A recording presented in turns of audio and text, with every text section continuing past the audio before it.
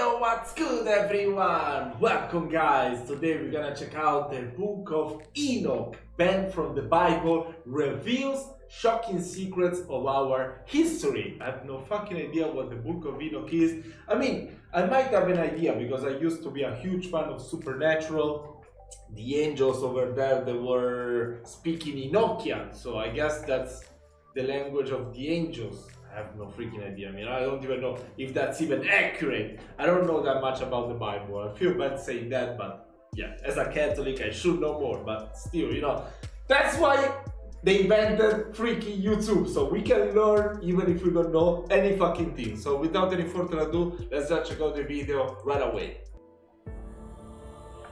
By faith, Enoch was taken up so that he should not see death. And he was not found because God had taken him. Okay, that doesn't make any fucking sense.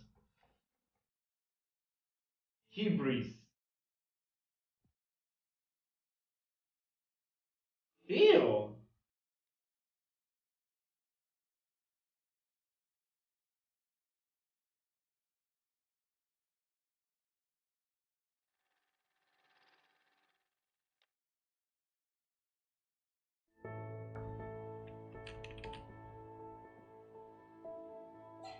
Human history is filled with many tales about God, angels, giants, and disasters. While these tales seem mythical at first, if you look closer, you'll find they show an alternative human history most fail to notice. The Book of Enoch is considered an apocryphal book of the Old Testament concerning events occurring before the birth and ministry of Jesus. This book is not recognized as part of divinely inspired scripture for most Christian denominations. The book has been discredited partially because it contains information about fallen angels who mate with humans and propagate the race called the Nephilim. The original text was lost. I know all these fucking things. Oh my god, I love Supernatural, so that's actually accurate. That's crazy. I thought it was mostly made up, that series, right? I didn't know. Man, that's crazy. Wow, I'm so smart. You see, it's not always wasted time spending many hours watching series on television. Lost at the end of the 4th century, but then recovered from Abyssinia in Ethiopia in 1773. The Ethiopian. Wait, which writing is that? Which writing is it? But then recovered from Abyssinia in Ethiopia in 1773. The Ethiopian Christian sect is the only group including the Book of Enoch in their scriptures. Here we present to you the shocking mysteries of the Book of Enoch that have been banned from the Bible. Who was Enoch?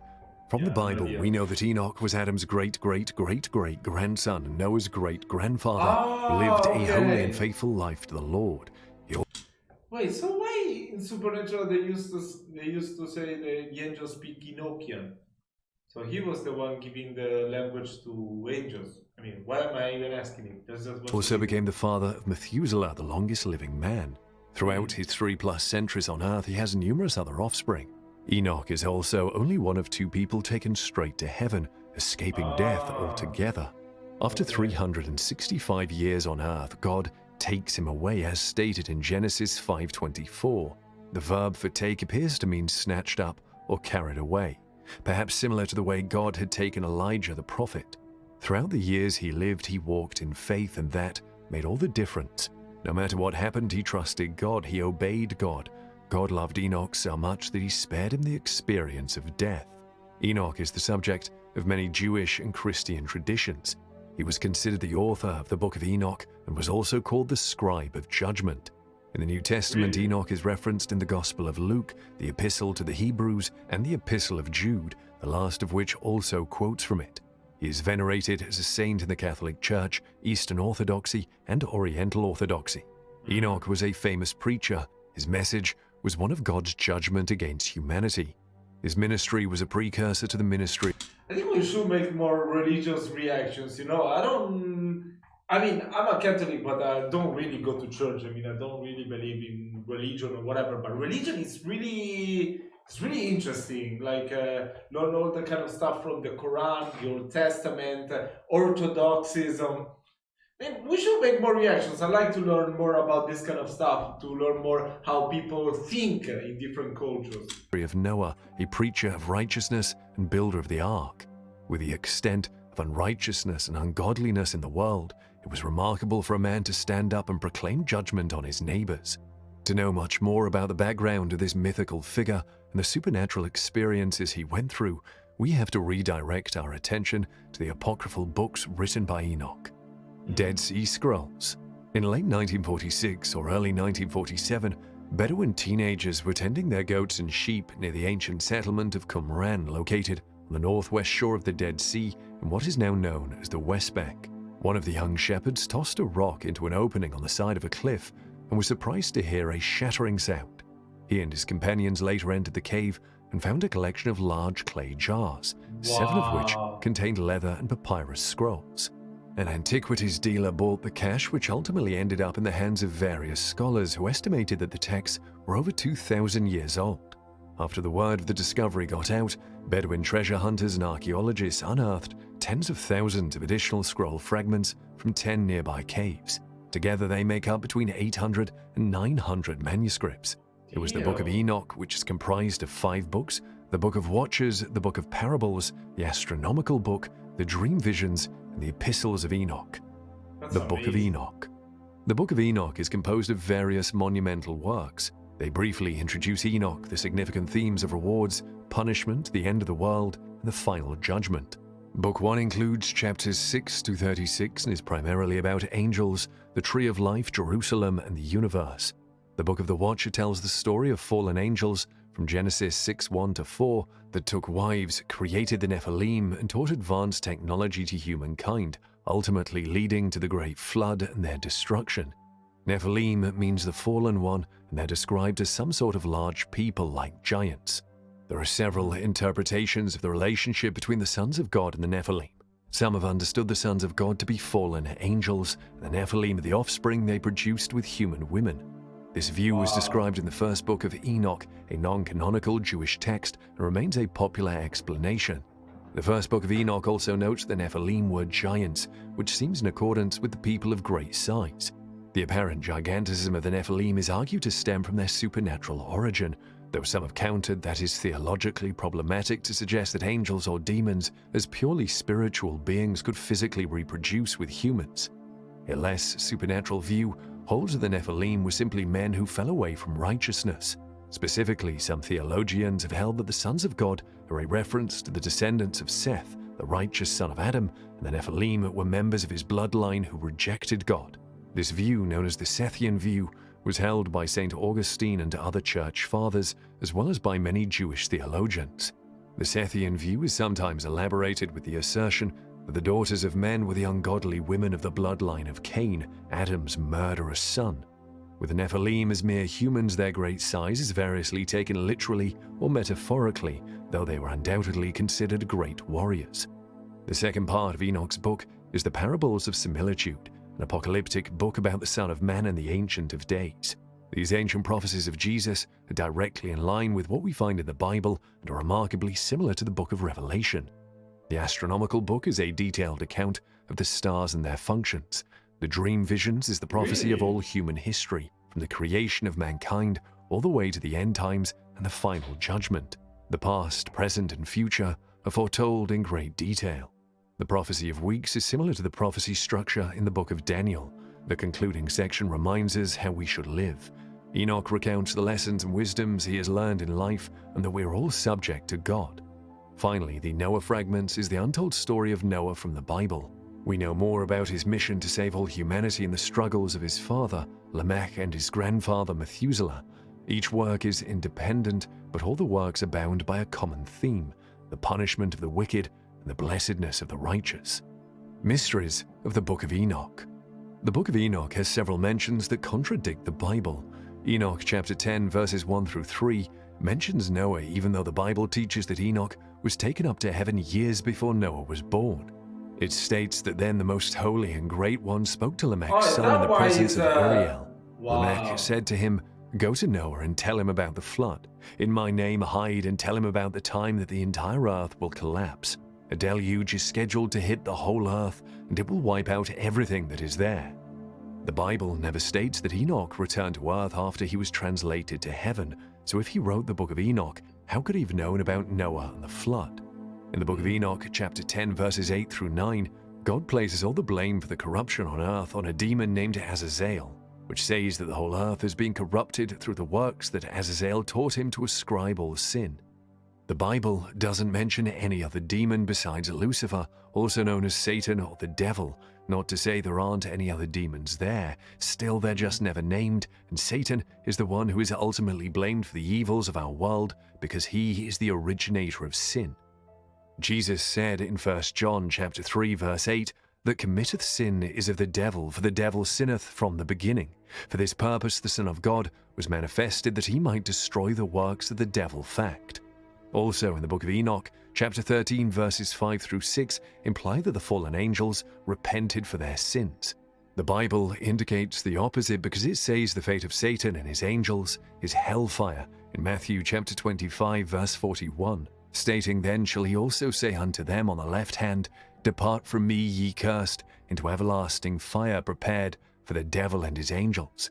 Since the devil and his angels are consigned to hellfire, that indicates they are unwilling to repent, because everyone who repents from their sins is promised deliverance from destruction in hell. Chapter 3 of 2 Peter verse 9 states that the Lord does not waver in his promises, as some consider slackness, but is patient for us, and not in a position to allow anyone else to die, but everyone should become repentant. Not only is it claimed in the book that demons repented, but it also states that demons were no longer able to contact God after their initial rebellion, saying they could not speak with God or lift their eyes to heaven. But in Job chapter 1, Satan could come directly before God in heaven and talk to him about the Job and his fidelity. The concept of heaven is also described differently in Enoch's book, which describes God in heaven that is completely unbiblical. The Bible in Revelation chapter 21 and verse 21 describes the ground in the city of heaven as being made of gold. It says the street of the city was pure gold, really? as it was transparent glass. The book of Didn't know Enoch that. chapter 14 verse 10 says his groundwork was of crystal. This is just one example of the many contradictions the book of Enoch gives in its description of heaven compared to the Bible. There are many more contained in the book of Enoch, chapters 14 verses 9 through 25. Many astronomical and meteorological contradictions in the book of Enoch defy both the Bible and modern scientific facts. For example, in chapter 33 verses 1 through 4, the book of Enoch states that Enoch mapped and counted all the stars in the sky. However, Jeremiah chapter 33 verse 22 says the stars cannot be numbered. It's a physical impossibility because I didn't actually know that the Bible. I mean, I know that the Bible has so many historical facts, and there are so many guidance phrases, to make you live better your life. But I didn't know they would also talk about astrology and all other stuff, and science as well. That's incredible. Wow, I'm too stupid, guys. there are so many of them. Astronomers estimate there are about 100 million stars in the Milky Way alone. Besides that, there are millions upon millions of other galaxies. Also in the book of Enoch, chapter 41, the wind, snow, hail, and moon all come off a wooden receptacle in heaven. This is ridiculous, unscientific, and unbiblical by now. You may be starting to see why was the book of Enoch is not a part of the Bible. Why is the book of Enoch not included in the Bible? The book of Enoch is found to be very inspiring and moving. It is a blueprint of all things past, present, and future, from Genesis to the Son of Man Jesus Christ to the secret day of judgment. It is almost the whole Bible in one book. But the important question is why the book of Enoch is not included in the Bible. While the book is fascinating to read, it is important to note that the first book of Enoch is not scripture.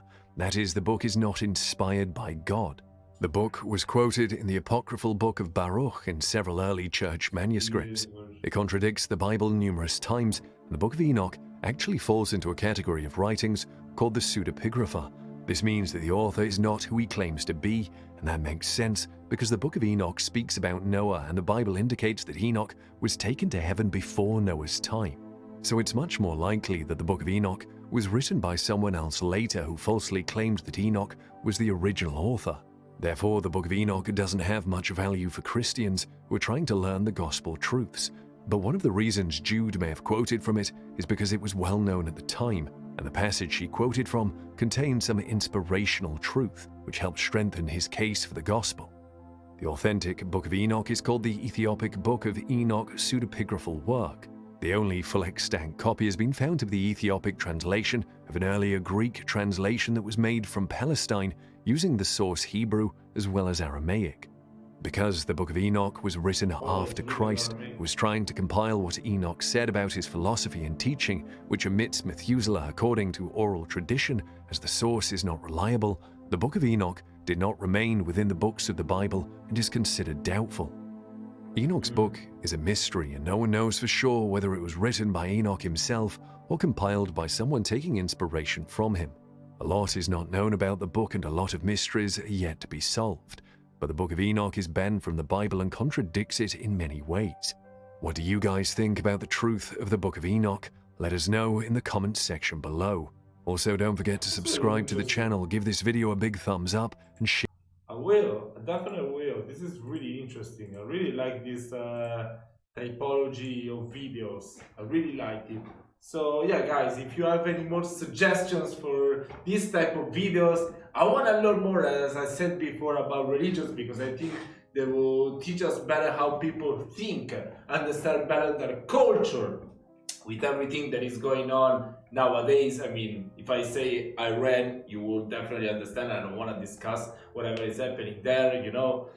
But still, come on, with everything that is going on, we need to be more open-minded, try to understand more other religions and other cultures as well. So yeah, it could be a good start, you know. For me, personally, because I like to grow as a person, learning new things, and for you, watching my videos, so you can learn something new as well. So yeah, guys, I hope you've enjoyed my reaction. If you have any more suggestions, let me know down below in the comment section. If you want to text me, you can also check out our Discord server. You can add me on Instagram. All the links are down below. I will answer everyone. I wish you a lovely day, and I will see you next time.